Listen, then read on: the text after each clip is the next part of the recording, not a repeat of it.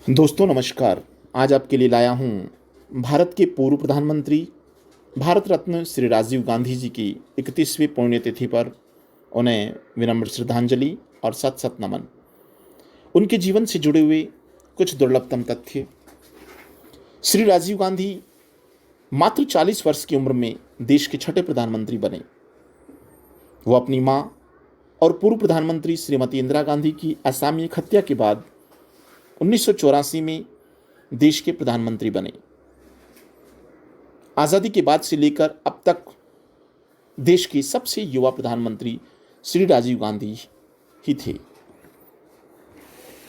आज़ादी से 3 वर्ष पूर्व 20 अगस्त 1944 को मुंबई में जन्मे श्री राजीव गांधी का नामकरण उनके नाना और देश के प्रथम प्रधानमंत्री पंडित जवाहरलाल नेहरू ने उनकी नानी और स्वयं की पत्नी कमला नेहरू के नाम पर कमल अर्थात राजीव रखा। राजीव गांधी नेहरू जी के लाडले दोहित्र थे। एक बार की बात है कि बचपन में राजीव गांधी जब 4 वर्ष के थे तब 29 जनवरी 1948 को महात्मा गांधी से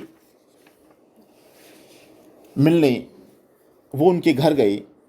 तब वो उनके लिए फूल लेकर गए और उन्होंने वो फूल उनके चरणों में चढ़ा दिए।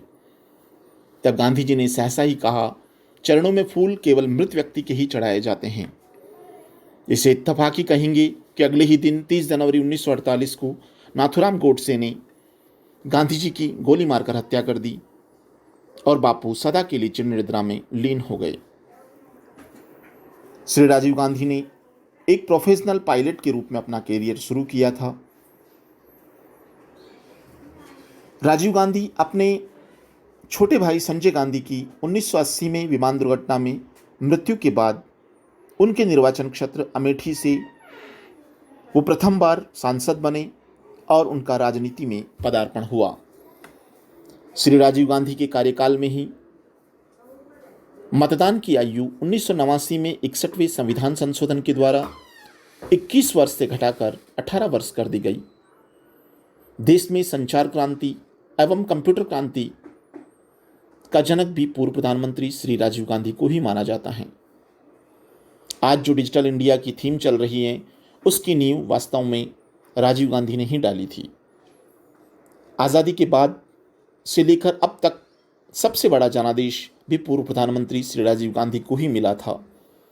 लोकसभा की 508 सीटों पर हुए चुनावों में उन्हें 401 सीटों पर जीत प्राप्त हुई, अर्थात लगभग 3/4 से भी अधिक बहुमत प्राप्त हुआ।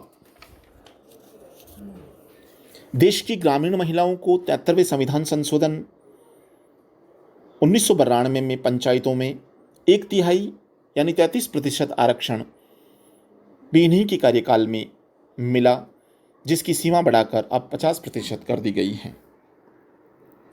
आज ही के दिन 21 मई 1991 को 31 साल पूर्व तमिलनाडु से 40 किलोमीटर दूर श्रीपेरम्बदूर में चुनावी रैली के संबोधन से पूर्व रात्रि करीब 10:20 पर कथित उग्रवादी संगठन लिट्टे की मानव बम राजा रत्नम उर्फ धनु नामक महिला ने आत्मघाती हमले में देश की पूर्व प्रधानमंत्री श्री राजीव गांधी की हत्या कर दी।